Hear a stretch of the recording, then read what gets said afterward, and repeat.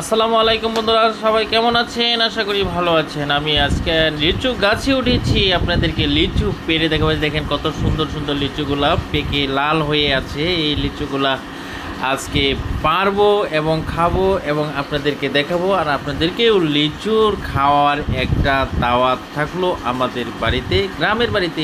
এই গাছটি অসংখ্য প্রচুর লিচু ধরেছে, লিচু হয়েছে আমাদের এই গাছটিতে।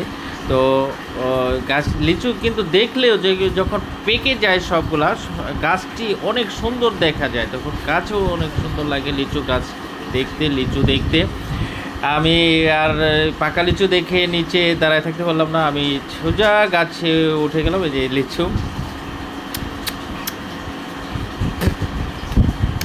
খুব টেস্টি লাগতেছে অনেক।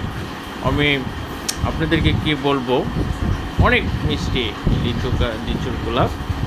বিচিগুলা খুব ছোটো ছোটো, চায়না এই লিচুগুলা মানে অনেক টেস্টি একটা লিচু। আমি আপনাদেরকে আজকে উপস্থাপন করলাম।